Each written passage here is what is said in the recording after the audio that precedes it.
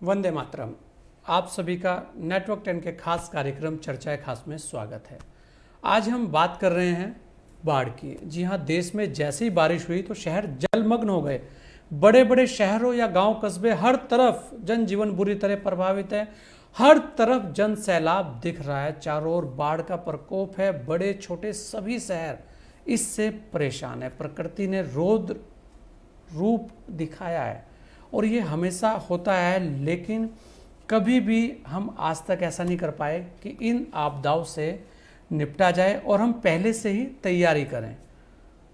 सबको पता है कि इस सीजन में इस तरीके से बारिश होती ही है, लेकिन धीरे धीरे शहर फैलते जा रहे हैं, गांव के अंदर जो तालाब हैं सिकुड़ते जा रहे हैं।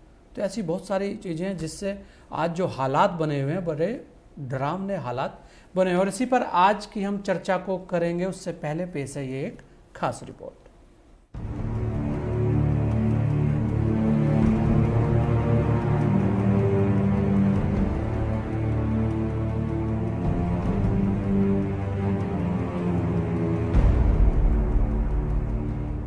दिक्कत है, सारा अनाज दह गया है, खाने का दिक्कत है, रहने का जगह नहीं है। सारा लोग बाहर निकल कर है, बच्चा से लेकर औरत तक छाती भर पानी हिल कर जाती है, आती है। बहुत प्रॉब्लम है यहाँ। अभी किसी तरह का सरकारी व्यवस्था नहीं है, कौनो स्तर से नहीं, खाना पीना कुछ नहीं है, देखते नहीं है कहाँ किस तरह की व्यवस्था है। यह बहुत परेशानी है। इनका दुकान है, इनका बना आग लग गया, सब जल गया। उत्तर प्रदेश में बहराइच हो या बिहार में मुंगेर भागलपुर, असम में गुवाहाटी हो या केरल में वायनाड मल्लापुरम, हर तरफ बाढ़ ने तबाही मचाई है। बिहार की कई नदियां खतरे के निशान से ऊपर बह रही हैं। असम में जमकर तबाही मची है। यह मानसून का कहर है जो बाढ़, आंधी, बिजली गिरना, भूस्खलन जैसी घटनाओं के रूप में पूरे जनजीवन को प्रभावित कर गया है। पूर्वोत्तर के राज्य अरुणाचल प्रदेश, मिजोरम, सिक्किम, नागालैंड, सब जगह जनजीवन प्रभावित हुआ है। कोसी, सियांग, दिबांग जैसी नदियां उफान पर हैं। उत्तराखंड, हिमाचल, जम्मू कश्मीर, सिक्किम जैसे पहाड़ी राज्यों में भूस्खलन से सड़कें अवरुद्ध हैं। देश के शहर जलभराव के संकट से जूझ रहे हैं। देहरादून में 5 घंटे की बारिश ने बादल फटने जैसी स्थिति की आशंका जता दी।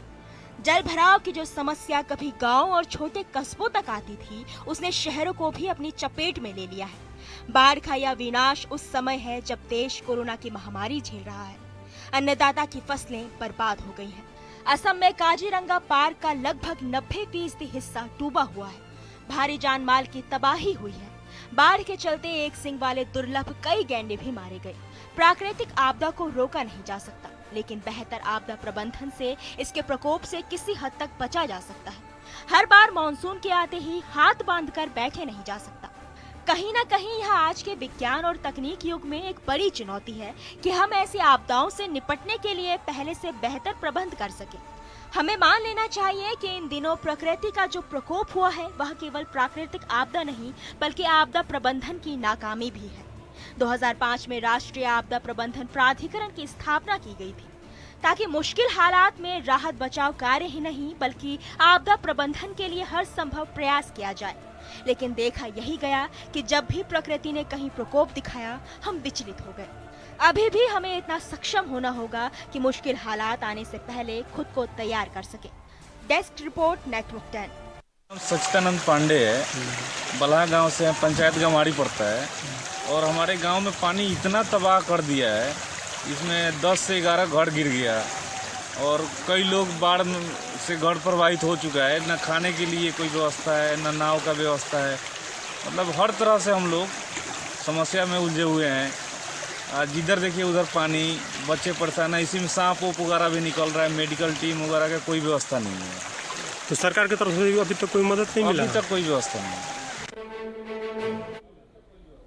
और आज हमारे साथ खास मेहमान इस चर्चा में जुड़ चुके हैं। हमारे साथ हैं रामपाल जाट जी हैं, जो राष्ट्रीय अध्यक्ष हैं किसान महापंचायत राजस्थान से।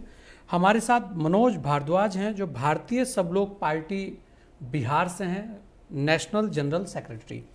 हमारे साथ कर्नल HSR राणा है, पूर्व commanding officer eco task force जो है देहरादून उत्तराखंड से। और हमारे साथ डॉक्टर त्रिलोक चंद सोनी जी हैं, जो पर्यावरणविद हैं और एकदम ग्रीन कपड़ों में बैठे हैं, आपको संदेश भी दे रहे हैं कि आज आपको याद आ रही है। और हमारे साथ पद्मश्री कल्याण सिंह रावत जी हैं। आप सभी का बहुत बहुत स्वागत है। और बात हो रही है बाढ़ की, और जब बाढ़ की बात आती है तो सबसे पहले जो चेहरा सामने आता है वो आता है किसान का और हमारे ग्रामीण क्षेत्रों का। तो रामपाल जाट जी, सबसे पहले मैं आपके पास ही आ रहा हूँ। जहाँ राजस्थान में लोग पानी को तरसते दिखते थे, आज वहाँ पे भी काफ़ी जगह बाढ़ देखी जा रही है। बहुत सारी जगह पानी नहीं है, बहुत सारी जगह पानी है तो इतना है कि हम संभाल नहीं पा रहे हैं। लगातार ये चलता आ रहा है। बड़ी बड़ी सरकारें आई हैं, बड़े बड़े वादे हुए हैं, लेकिन हालात जो हैं वो बद से बदतर होते जा रहे हैं। अभी तो आप देखें कि पहले गाँव के अंदर जो स्थितियाँ थी, अब तो शहरों के हालात भी गांव से भी बदतर होते जा रहे हैं।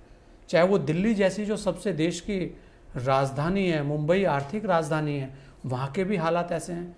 ऐसे में कितनी बड़ी चुनौती आप देखते हैं, और किसान तो इसमें हर तरफ से पिसता है। सबसे ज़्यादा जो मार पड़ती है वो किसान को पड़ती है। जब किसान को मार पड़ती है तो ग्रामीण को उसकी मार पड़ती है। जी, कैसे देखते हैं आप, कमियाँ कहाँ रह जाती हैं?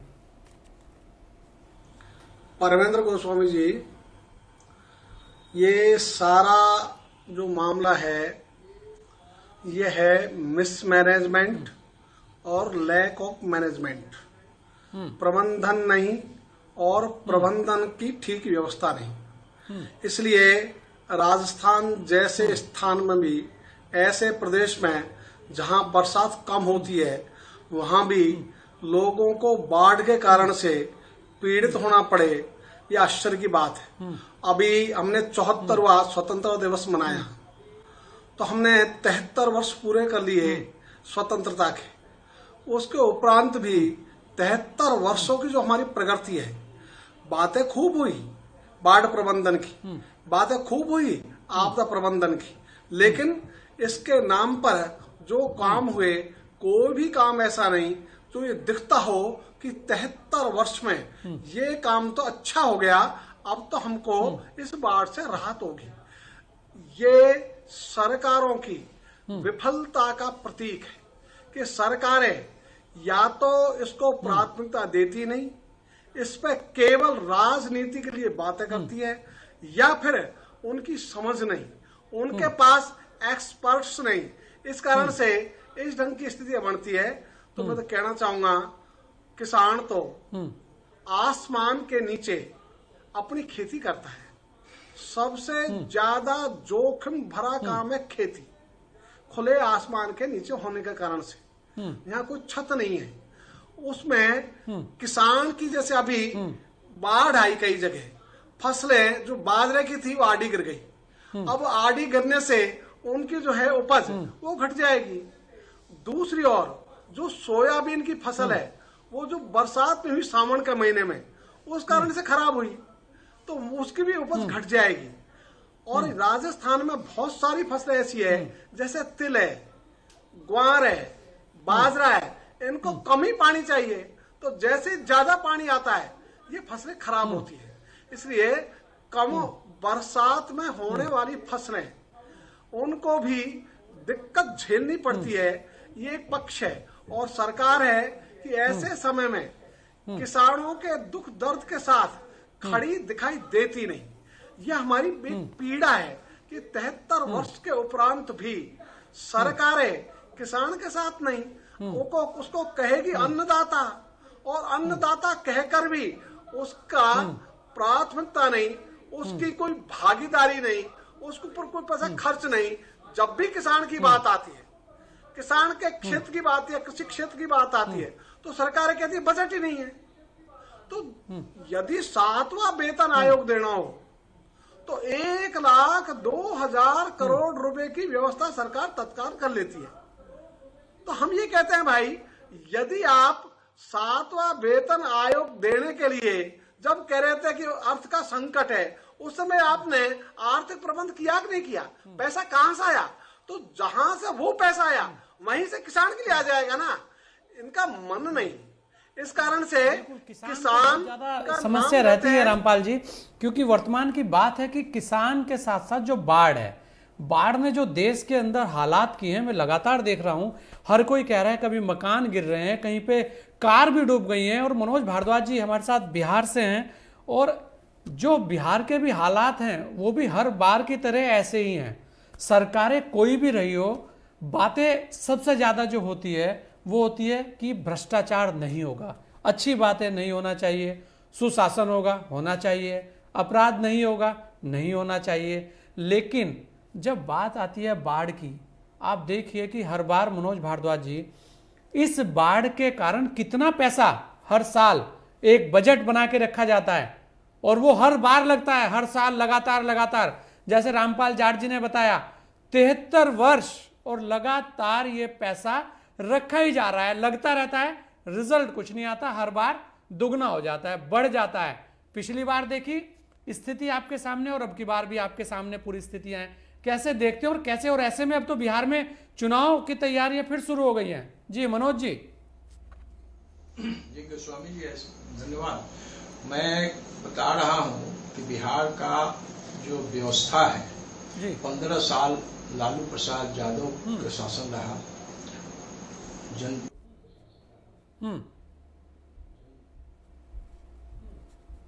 छावा हुआ।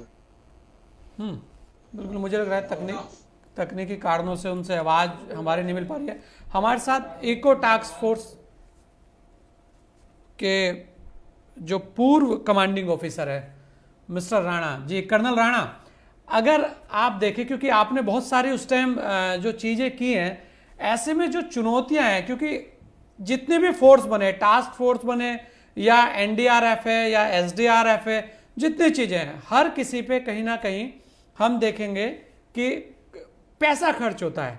और ऐसा नहीं है कि टास्क फोर्स काम नहीं करती, बहुत जबरदस्त काम वही करती है, हर बार में उनको ट्रेनिंग भी दी जाती है। लेकिन क्या कभी ऐसा होता है, क्योंकि आप तो सारी चीजें हैं, कि जो सलाह आप लोग देते हैं, क्योंकि सारे जो फील्ड के अंदर है वो तो हमारा जो सैनिक है, हमारा जो पुलिसकर्मी है, हमारे जो लोग हैं वही रहते हैं, क्या उनकी वो सलाहों पे अमल भी होता है? क्योंकि लगातार जो चीजें वो बढ़ती जा रही हैं, आए दिन जो जिस तरीके की आपदाएं आ रही हैं, अब तो हैरत होने लगा कि आप नोएडा, दिल्ली, मुंबई भी आप पानी से सुरक्षित नहीं है, कब कहां क्या हो जाए कुछ पता नहीं है। जी, ये जैसे हम देहरादून में हैं और आपको मसूरी के बारे में मालूम होगा कि आज से 30-35 साल पहले 80 के दशक में पूरे पेड़ों की कटान हुई थी और मौसम बदली हो गया था। वहाँ पे बर्फ़ जो पड़ती थी, बर्फ़ पड़नी बंद हो गई थी, बरसात पड़नी बंद हो गई थी। फिर ये इको टास्क फोर्स का गठन हुआ था और इको टास्क फोर्स ने 7 साल में वहाँ पूरा वृक्षारोपण किया। और अभी जो बर्फ़ भी पड़ती है और जो बारिश भी होती है, दुनिया भर के वर्ल्ड ओवर से लोग आते हैं देखने के लिए कि इको टास्क फोर्स ने ऐसा क्या किया कि ये सारा एक तरीके से जो वापस जो Mussoorie queen of the hills कहा जाता था और जो उजड़ चुकी थी वो वापस आ गई। अभी हम सरकार को ही हर जगह दोषी माने, ऐसा भी नहीं है। अभी मैं एक छोटा सा बात बोलता हूँ, छोटे छोटे गांव हैं, हर एक गांव के अंदर कम से कम 2-3 तालाब या 3 तालाब होते थे। अब ये सरकार क्या करेगी? गांव में प्रधान भी होता है, उप प्रधान भी होता है, गांव वाले भी होते हैं। अगर वो चाहें उन तालाबों को गहरा करें, उसके अंदर जो बरसात का पानी है वो अगर रुकेगा, ग्राउंड वाटर भी रिचार्ज होगा और जो उनके आजीविका भी जो बढ़ सकती है। उसमें पहले मच्छी पालन होता था, आजकल तो पानी इतना गंदा हो गया है कि तालाबों का पानी भी नहीं बचता। फिर पूरे शहर कंक्रीट हो गए हैं ग्राउंड में जाने के लिए। लेकिन जो आपके पीछे जो दृश्य दिखाई दे रहा है राष्ट्रपति भवन का, नॉर्थ ब्लॉक और साउथ ब्लॉक का, वहां पे दिल्ली में इंडिया गेट से लेके वहां तक नहर है और पूरा बरसात का पानी उसके अंदर संचय किया जाता है और पूरे साल उसमें बोटिंग भी होती है। और जितना भी गार्डन है राष्ट्रपति भवन का और वो सारा का सारा उस बरसात के पानी से संचित होता है पूरे साल।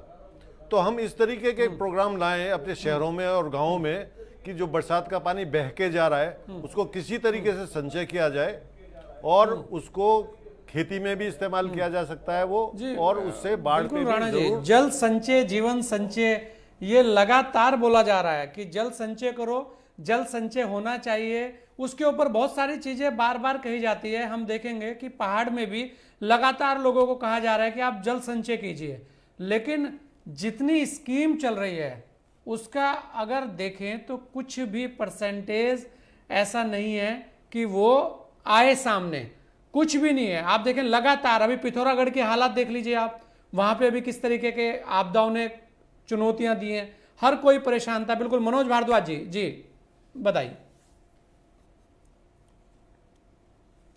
मेरी आ रही है? नहीं, आवाज जी। जा रहा है। अब उनका आवाज, हेलो हेलो जी हाँ, जी आवाज आ रही है सर? आपकी जी। हाँ, अच्छा। ऐसा है सर कि बिहार की स्थिति 15 साल हमारे एक सरकार लालू प्रसाद का था। उन्होंने भी किसान के लिए बहुत बात की, लेकिन किसान की स्थिति नहीं सुधरी। बिहार में बाढ़ का प्रकोप हर साल आता है, लेकिन कोई सरकार रोड मैप नहीं बना सका कि किसान या जनता उससे निजात पा सके। तो अभी मेरे बिहार सरकार के मुख्यमंत्री नीतीश कुमार 15 साल से हर साल कहते हैं कि अब बाढ़ की स्थिति में हम रोड मैप बनाए हुए हैं, सारे बांध बनवा रहे हैं, पैसा का बंदरबाट होता है, लेकिन किसी प्रकार का उसमें व्यवस्था नहीं किया गया, रोड मैप तैयार नहीं होता है। हर साल बाढ़ से लोग तबाह होते हैं और किसान जो है उसमें पीछे जाते हैं। तो मैं प्रदेश का किसान का भी अध्यक्ष रह चुका हूं, भारतीय किसान यूनियन का अध्यक्ष रह चुका हूं, इसलिए मैं किसान के दर्द को मैं जानता हूं। सारे सरकार आती है और जनता को बेवकूफ बनाती है। बाढ़ से स्थिति अभी इतनी भयानक बिहार में हो गई है, एक तरफ कोरोना से लोग परेशान हैं और दूसरी तरफ बाढ़ से परेशान है। हमारे बिहार में 70 लाख जनता जो है बाढ़ से प्रभावित है, 70 लाख। सरकार कहती है कि मैं सारी व्यवस्था कर रहा हूं, लेकिन यहाँ पर किसी प्रकार की व्यवस्था नहीं होती है, सिर्फ कागजी घोड़ा चलता है। यहाँ इस सरकार जो है सो एकदम बिल्कुल निकम्मी हो चुकी है। हम लोग इस सरकार का जनता के पीछे जाकर और सारी पोल को खोल रहे हैं कि जनता जो है, जनता को बेवकूफ बनाने का काम लालू यादव 15 साल किया और नीतीश कुमार। बिल्कुल सभी नेता बार बार जनता के ऊपर ठीकरा फोड़ने में माहिर हैं और लगातार हर कोई जनता, दोषी जनता है जो नेताओं को चुनती है, दोषी जनता है जो अपना वोट बैंक ट्रांसफर करती है। हर चीज में सरकार जनता, हमारे अपने जो कर्तव्य हैं वो कहाँ रह जाते हैं ये किसी को भी नहीं पता। और हमारे साथ पद्मश्री कल्याण सिंह रावत जी हैं। अगर रावत जी हम बात करें, जिस तरह आज लगातार आप देखेंगे कि बाढ़ का जो प्रकोप है वो बढ़ता जा रहा है।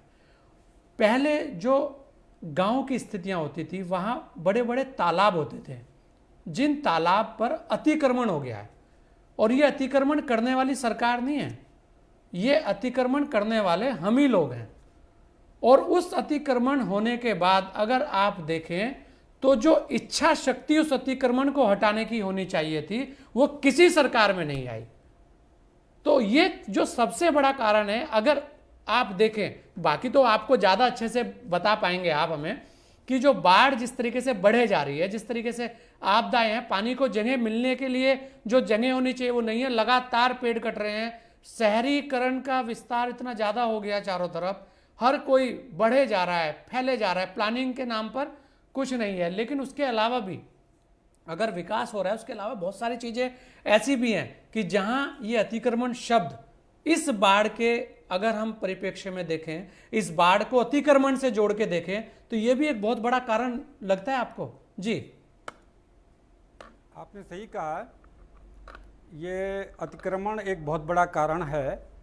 आज शहरों का जिस तरह से विस्तार हो रहा है जी, और जिस तरह से हमने पूरी धरती को लेंटर से ढक दिया है, और सड़कें देखिए, सड़कों का जाल बिछ गया है, उनके ऊपर सारे कोलतार बिछ जाते हैं।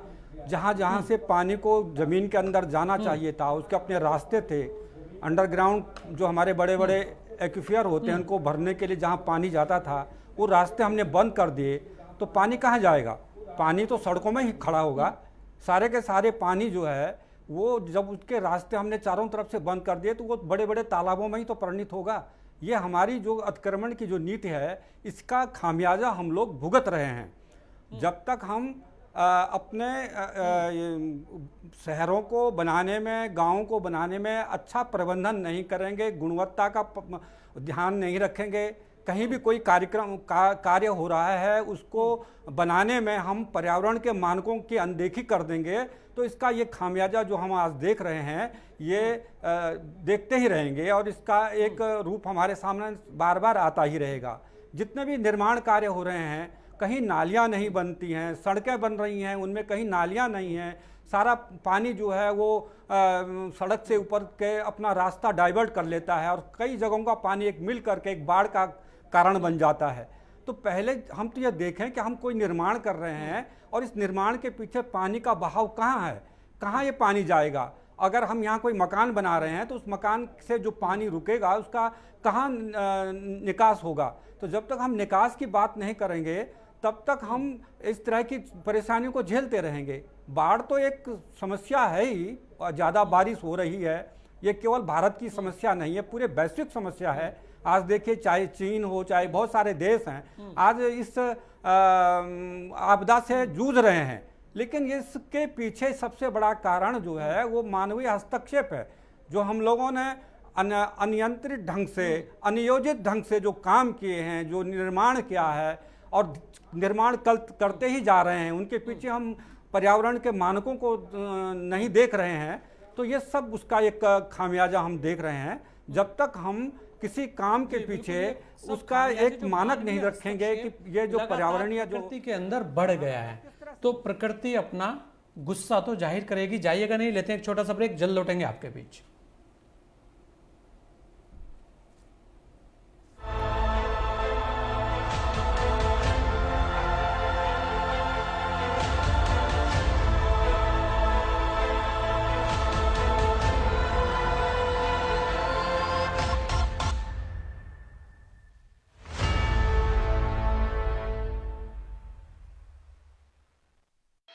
क्या आप में है गीत संगीत का हुनर?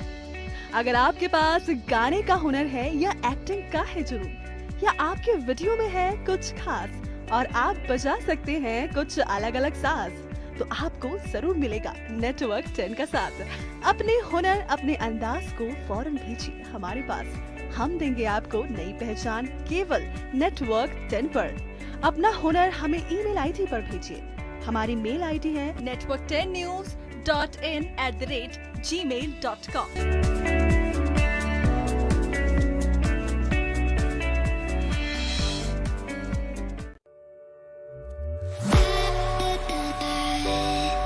चटपटी चाट हो या फिर हो तीखी चाउमीन, पंजाबी खाने का तड़का हो या फिर हो मुगलई खाने की खुशबू, पहाड़ी दाल का जायका हो या फिर हो दक्षिण का डोसा, बाल मिठाई की मिठास हो या हो मनपसंद रसगुल्ले की बात, किस दुकान की रेसिपी में क्या है स्वाद का राज, हम खाएंगे भी और आपको दिखाएंगे भी कहाँ क्या है खास। देखिए हमारे साथ चटोरी टीना सिर्फ नेटवर्क 10 पर। सारा आलम सो जाए तुम मुझे से।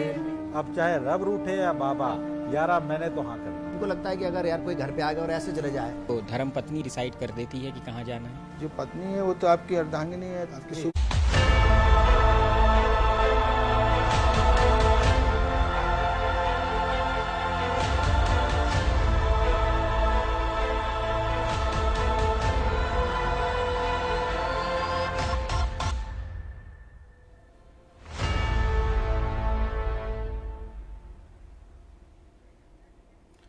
ब्रेक के बाद आपका स्वागत है।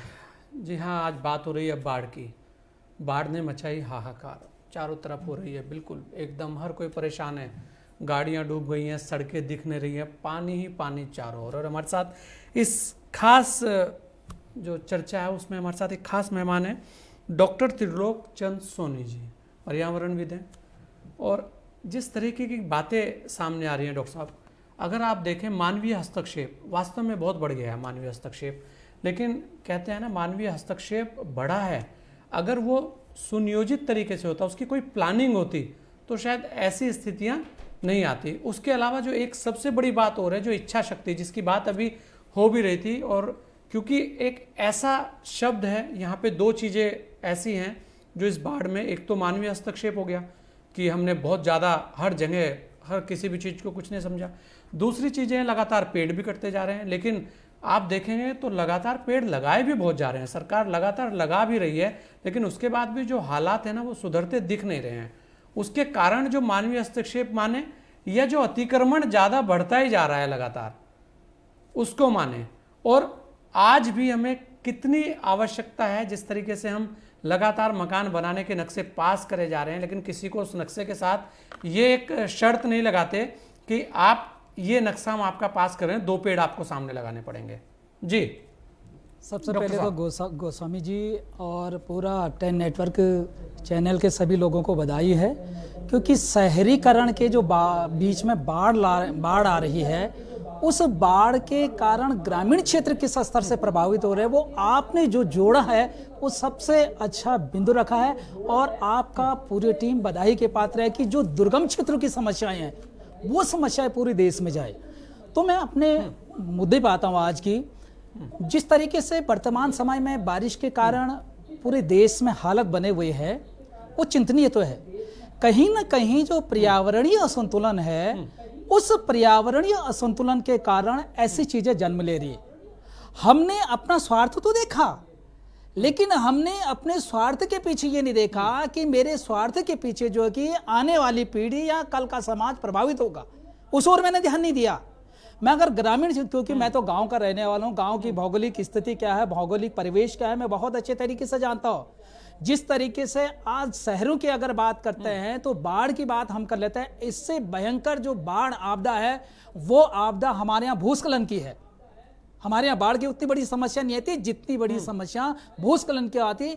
बाढ़ से तो आदमी बच भी सकता है, लेकिन भूस्खलन अगर हो जाता है तो न जाने कितनी जानें चले जाती, उसका आप अनुमान भी नहीं लगा सकते। और ऐसी घटनाएं हुई हैं। तो समय रहते सरकारों को इस पर एक नियोजित योजना बनानी चाहिए।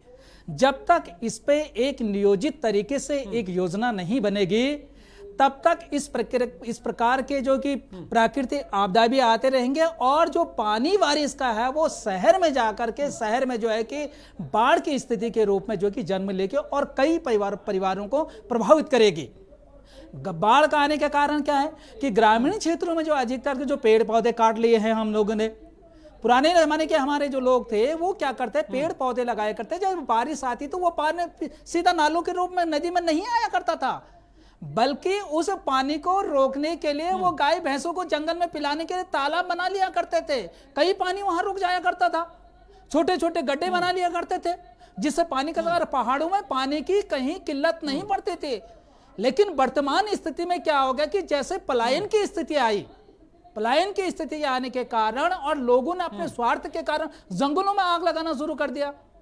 उस आग लगाने के कारण क्या हुआ कि जो बारिश का पानी है वो पूरा बौछार के रूप में, नाले के रूप में जो है कि नदी में आ रहा है। और वही कारण है कि आज वो धीरे धीरे करके आज बाढ़ की स्थिति पैदा कर रहा है। और जो शहरीकरण है, पूरा तब्दील कर लिया, जो बातें हमारे सामने कल्याण जी ने बताए हैं और राणा जी ने बताए हैं कि पूरे जो है कि शहर जहां पर पहले लीची, देहरादून की अगर मैं बात बताऊं, लीची के बगीचे हुए करते, आम के बगीचे हुए करते, आज लीची और आम और बासमती चावल देखने को नहीं मिलते हैं।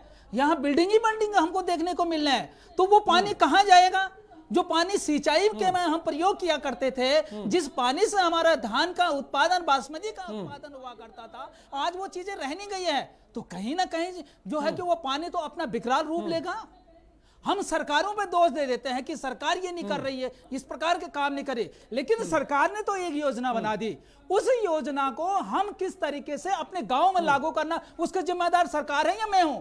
मैं अगर गांव का प्रधान हूं, मुझे मेरे गांव में जो है कि योजना आ गई है, मैंने तन मन से अगर उस योजना का विकास अपने गांव में कर दिया, तो मैं तो सरकार को कह सकता ना कि जो पैसा आपने दिया था वो पैसा का सदुपयोग मैंने गांव में किया, तो कमी तो मेरी है ना। जी बिल्कुल, तो हमको कहीं ना कहीं बिल्कुल डॉक्टर साहब आपने बिल्कुल सही बात बोली है कि कहीं ना कहीं जिम्मेवारी हमारी भी बनती है, कहीं ना कहीं हमारे जो जनप्रतिनिधि हैं उनकी भी जिम्मेदारी है। और हमारे साथ रामपाल जाट जी हैं। रामपाल जाट जी, जिम्मेदारी हमारी भी बनती है, जिम्मेदारी एक किसान की भी है, जिम्मेदारी उस प्रधान की भी है, जिम्मेदारी उस विधायक की भी है, संसद की भी है, हर किसी की जिम्मेदारी है। लेकिन अगर रामपाल जाट जी देखें तो सबसे ज़्यादा जो समस्याएं हैं, अगर हम ग्रामीण क्षेत्रों में जाएं तो तालाब आज की तारीख में नहीं दिखते। अब चाहे ये बोला जाए कि दबंगों ने कब्जा लिए या ये बोला जाए कब्जा दिए गए, दोषी कौन है? दोषी तो वो गांव वाले ही है ना, जिन लोगों ने, जिन तालाबों के अंदर मछलियों का पालन होता था, जिन तालाबों के अंदर गायें भैंस नहा लिया करती थी, जिन तालाबों के अंदर पूरे गांव के पानी चले जाते थे और कोई पानी की समस्या नहीं आती थी, आज वहां पे क्या स्थितियां हैं? वो छोटे छोटे टुकड़े भी लोगों ने जमीन के नहीं छोड़े, उसमें भी सारा दोष सरकार का, हमारा कोई दोष नहीं है उसमें। तो ये जो चीजें हैं, इसमें कौन करेगा रामपाल जी? ये भी तो बहुत सारी ऐसी चीजें हैं जो ये बाढ़ को आमंत्रण दे रही है। आपने क्या किया? तालाब खाली कर दिए, पेड़ काट दिए, मकान बना दिए। अब गांव भी, अब गांव नहीं रह गए हैं। बहुत सारे गांवों में तो विस्तार इस तरीके से है कि छोटी छोटी नाली पे गोलियां चल रही हैं कि नाली इतनी रहेगी, छोटी बड़ी नहीं हो पाएगी। ये जो नाले, बड़े बड़े नाले जाते थे, आज कहां रह गए? चाहे वो देहरादून की बात हो, चाहे वो राजस्थान की बात हो, चाहे बिहार की बात हो। जी परमेंद्र जी गोस्वामी, आपने जो तथ्य अभी कहे हैं उनमें बहुत सारी बातें सही है जी, और उनसे मैं सहमत हूँ। और मैं एक कहना चाहूंगा, मेरे गांव में जो तालाब था, वहाँ गाय भैंस तो पानी पीती थी, लेकिन हम होड़ी तक उस तालाब में नहाते भी थे और मैंने तो तैरने तालाब से सीखा था। आज हमारे गांव का तालाब कैचमेंट एरिया खत्म होने से आज वो भरता ही नहीं है, तालाब था, पानी नहीं है। इसलिए इसी ढंग से जो खेतों के बीच में तलाइयां होती थी, पोखर होती थी, वो जोत के कारण खत्म हो गई।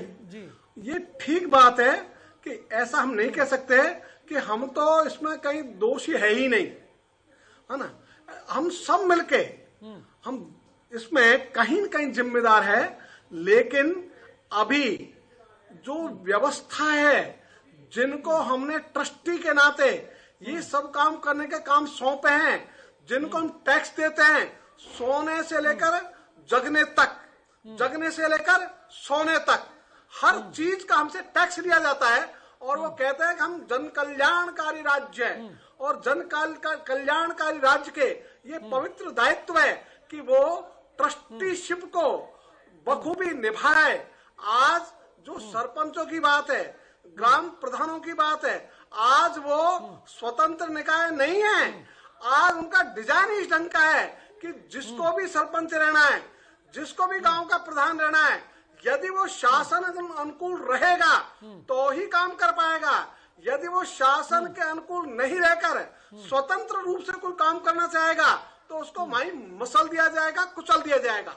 इसलिए जो ग्राम का नेतृत्व खड़ा होना चाहिए था, वो ये जो पंचायती राज है, इसने उसको खड़ा नहीं किया, उसको कुचला है। इसलिए ग्रामीण नेतृत्व ये जब खड़ा ही नहीं होगा तो निर्णय लेगा कौन?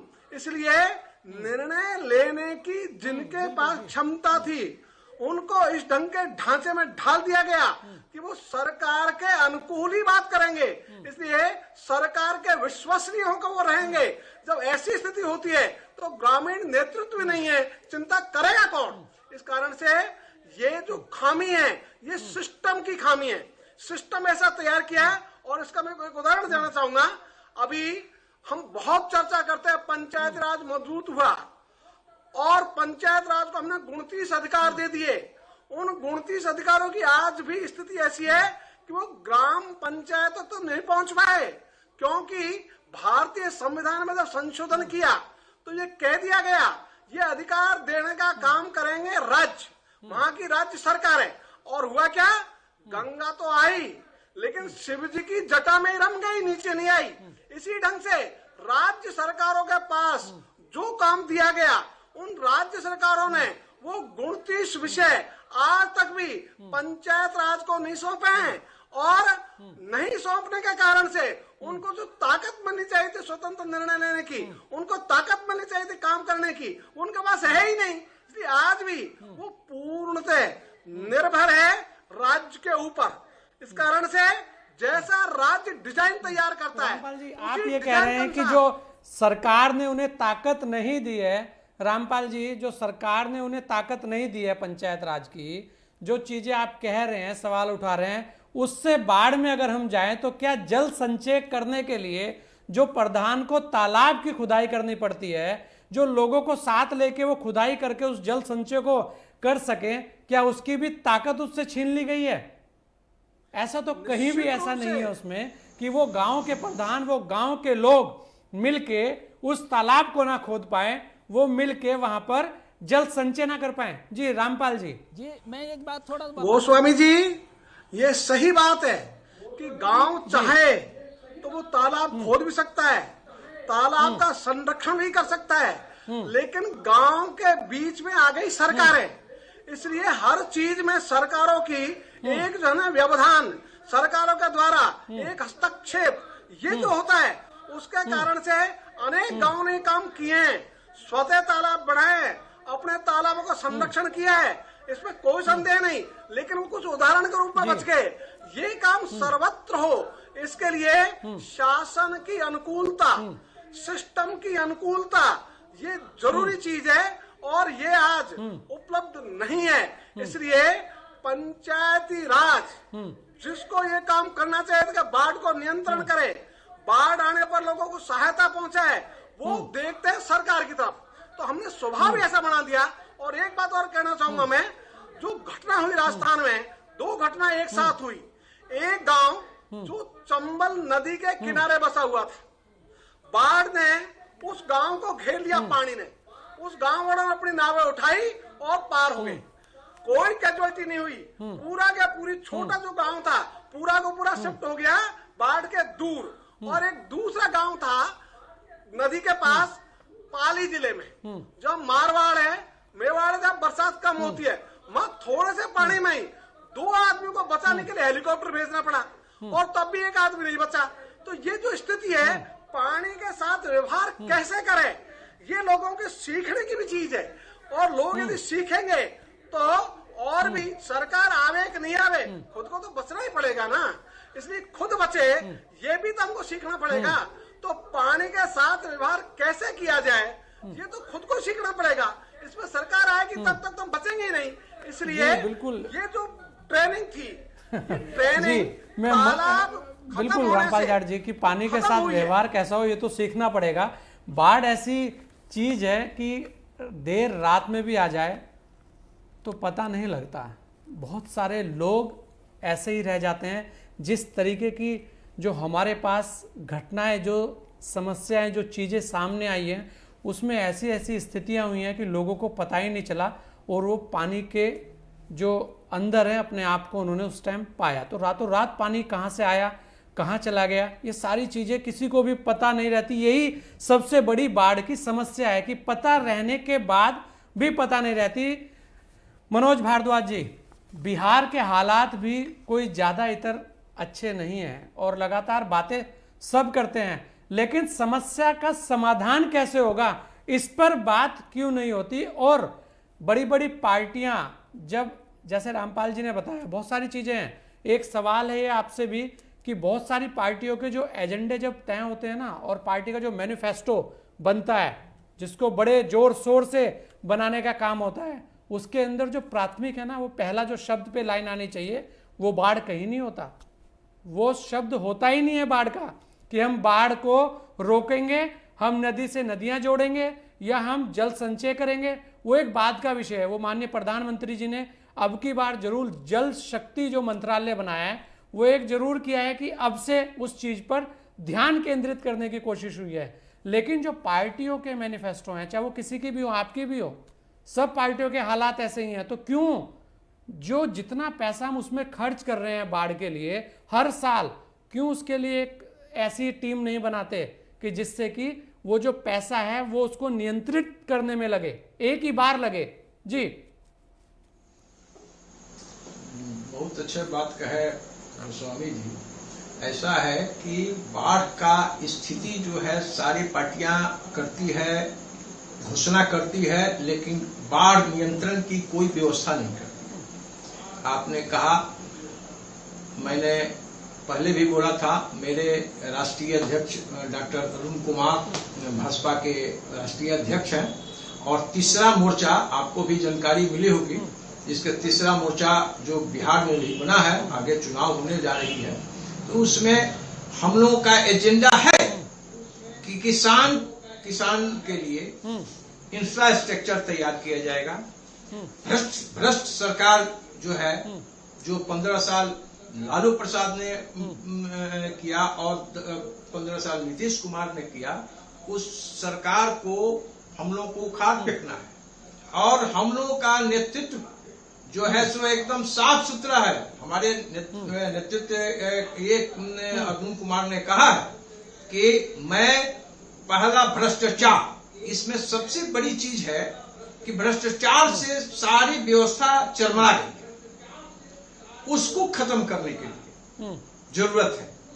और हमारा मैनिफेस्टो में आप देखेंगे कि मेरे मैनिफेस्टो में किसान का कृषि मैप में रहेगा, और बाढ़ की जो हर वर्ष बिल्कुल रहना भी विविधता चाहिए, लेकिन जनता झेलती है, भ्रष्टाचार खत्म होने से उसकी बाढ़ व्यवस्था भी हो। रुकेगी ऐसा लगता नहीं है, क्योंकि लगातार भ्रष्टाचार की बात होती रही है और भ्रष्टाचार कम होने के ऊपर भी बहुत सारी चीजें हैं, लेकिन बाढ़ कैसे रुकेगी उससे, ये तो एक आने वाला समय बताएगा। कर्नल साहब, कर्नल राणा जी, जिस तरीके की बातें हो रही हैं, अगर हम इस बात को ऐसे देखें कि करना क्या चाहिए, आपको तो ज़्यादा अच्छे से, क्योंकि आप लगातार उसे कवर करते रहे हैं, राजनीति में हमेशा बाढ़ खो जाती है, राजनीति और बाढ़, तो वो जो बाढ़ है वो बाढ़ बन जाती है, वो दीवार हो जाती है, बाढ़ उसमें से गायब हो जाती है। तो कैसे इसका सॉल्यूशन हो, कैसे आए, क्योंकि समय भी कम है, तो आपसे भी जानेंगे, क्योंकि अभी हमारे साथ काफ़ी और भी मेहमान हैं। जी कर्नल साहब,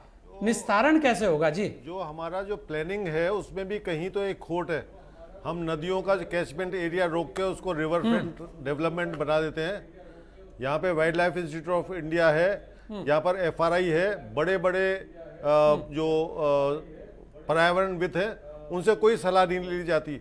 ऐसी किसी अनदेखी सी कोई यूनिट आके बोलती है कि भाई ऐसे यहाँ पे रिवर RFD बना दो, रिवर फ्रंट डेवलपमेंट, और जो नदियाँ मर रही हैं उनका गला घोट दो।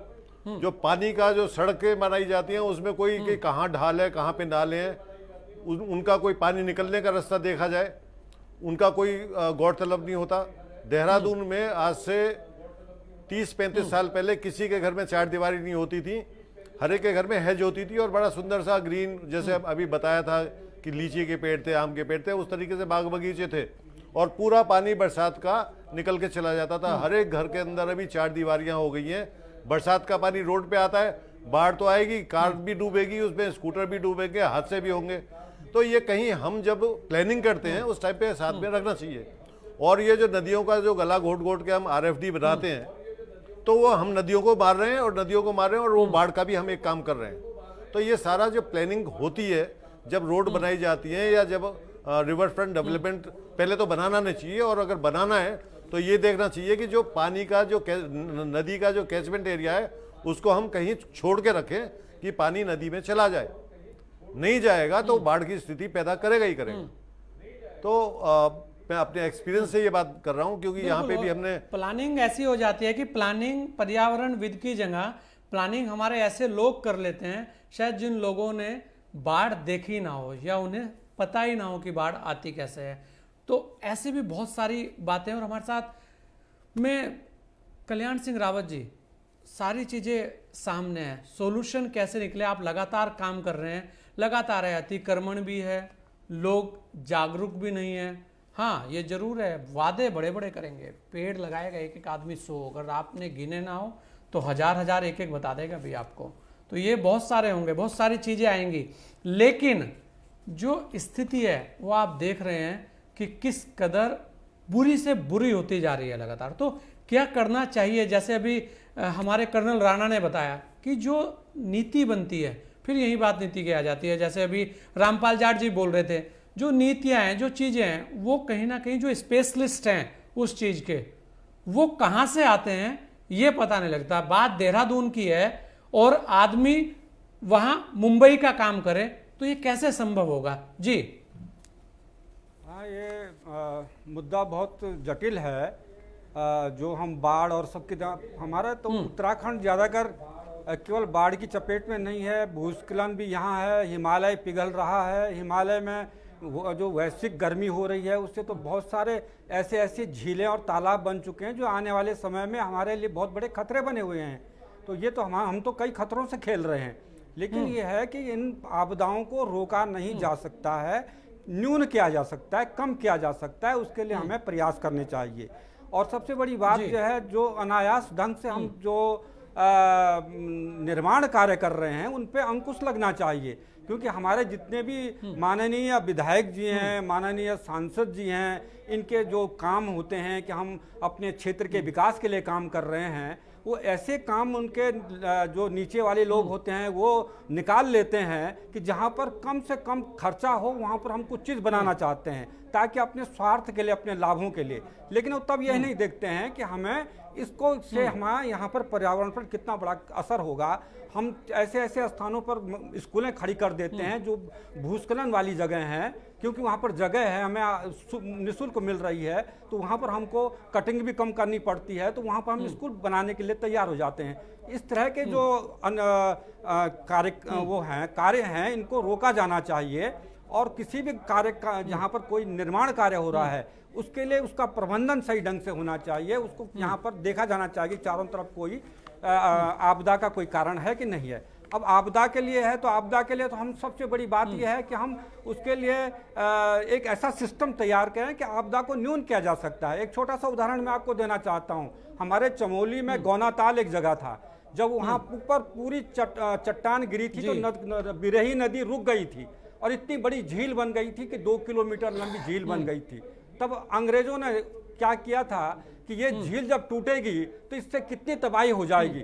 उन्होंने वहाँ गौनाताल में अपना एक सेंटर खोल दिया, एक इंजीनियर को वहाँ नियुक्त कर दिया और ऋषिकेश से लेकर और गौनाताल तक टेलीफोन की लाइन बिछाई कि अगर यहाँ कोई ये जो अस्थायी बांध है अगर टूट गया तो हम अपनी जनता को बचा सकेंगे, और टेलीफोन से हम जल्दी जगह जगह जो है हम अपने जो नुकसान होगा उसको कम कर सकते हैं, लोगों को बचा सकते हैं। और हुआ वही, जब बाद में उसका एक भाग टूटा था तो बहुत बड़ी बाढ़ आ गई थी और उस टेलीफोन ने इतना वो किया कि सारे लोगों को सजग कर दिया गया था, एक भी जान नहीं गई थी। ये प्रबंधन है। इस तरह के प्रबंधन को हमें सीखना चाहिए और ऐसे आपदाओं से हमें लड़ने के लिए तैयारी करना चाहिए। आज हमें उत्तराखंड में कम से कम जो प्राकृतिक हम हस्तक्षेप कर रहे हैं उसके प्रति हमें सजग होना चाहिए। वन कैसे कट रहे हैं, कैसे लग रहे हैं, इन पर ध्यान दिया जाना चाहिए। हमारे गांव में जो लेंटर वाले मकान बिल्कुल इन पे ध्यान दिया चाहिए। बहुत बड़ी एक ये भी बात है कि जिस तरह हम काटे ही काटे जा रहे हैं, काट हम सो रहे हैं, लगा हम दस रहे हैं, ये बहुत बड़ी एक समस्या है। डॉक्टर त्रिलोकचंद सोनी जी, जो पूरे आप देख रहे हैं, क्योंकि आप पर्यावरणविद भी हैं, पर्यावरण मित्र भी हैं और बहुत जगह आप घूमते भी हैं, सोल्यूशन क्या है अगर बात करें, क्योंकि समय बहुत कम है जी, रुकेगा कैसे? ये तो चलता रहेगा। राजनीतिक इच्छा शक्ति कितनी अहमियत रखती है इसके अंदर जी? गोस्वामी जी, जो मानव जीवन है वो प्रकृति की देन है और प्रकृति ने मानव को इस धरा पे इसलिए भेजा हुआ है कि तू जा इस धरा के प्राकृतिक संसाधनों का संरक्षण करके रख। लेकिन मनुष्य की भोगवादी प्रवृत्ति के कारण आज वो प्राकृतिक संसाधनों का दोहन किया जा रहा है। मैंने कई बार सरकारों को सुझाव दिए हैं कि जिस तरीके से जब प्राकृतिक आपदाएं यहाँ आ रही हैं, पहाड़ों में जो है कि ये वाहन दुर्घटना जैसे जो है कि सबसे बड़ी जो है कि हमारे यहाँ पर जो है कि आपदा है भी एक, वो मैंने मुख्य सचिव को सुझाव दिया था, सरकार को सुझाव दिया था कि जब सड़कें बनती हैं तो सड़कें बनते समय उसी समय जो है कि आपकी सड़कों के जब टेंडर पड़ते हैं उस टेंडर के माध्यम से ही ऐसी योजनाएं बनने चाहिए कि हमने कितने पेड़ लगाने हैं, किस तरीके से अगर पानी आएगा तो उस पानी का निकासी कहाँ होगा, कि जब ऊपर से लैंडस्लाइड होगा तो उस लैंडस्लाइड से सड़कें टूटेंगे या उस मलबे को कहाँ रखेंगे। ये तमाम प्रकार के सुझाव मैंने सरकार को दिए और समय समय पे देता रहता हूँ। अब अंततः कथा क्या होगा कि हमारी भी कुछ जिम्मेदारी है। हम दोष तो सरकार को दे देते हैं, लेकिन हमारी जिम्मेदारी क्या है? क्या हमने कभी अपनी जिम्मेदारी निभाने की कोशिश की? क्या मैंने अपने इस धरती में आने का फर्ज निभाने की कोशिश की? जिस दिन मनुष्य इस धरती में आकर के ये मान लेगा कि मैं, जब प्रकृति ने इस धरती में मुझे भेजा है, मुझे इस धरती के लिए कुछ ना कुछ करके जाना है, ऐसी विचारधाराएं अगर उसके अंतर्गत आ जाती हैं तो निश्चित तरीके से इस प्रकार की प्राकृतिक आपदाएं जन्म नहीं सभी लेंगे। लोगों का बहुत बहुत धन्यवाद। रामपाल जाट जी, आपका भी बहुत बहुत धन्यवाद कि आपने अपना कीमती समय हमें दिया, और सभी हमारे मनोज भारद्वाज जी, आपका भी बहुत बहुत धन्यवाद कि आप सब लोग यहाँ आए और हमें अपना कीमती समय दिया। तो बाढ़ के लिए सबसे ज़्यादा जो जरूरी है, हमें अपने आप भी जिम्मेदार बनना पड़ेगा कि हम अपनी जिम्मेदारी को समझें, पेड़ लगाएं। दूसरा, जो अतिक्रमण है वो ना करें। आज के इस चर्चाएं खास में सिर्फ इतना ही। दीजिए मुझे इजाज़त। जय हिंद।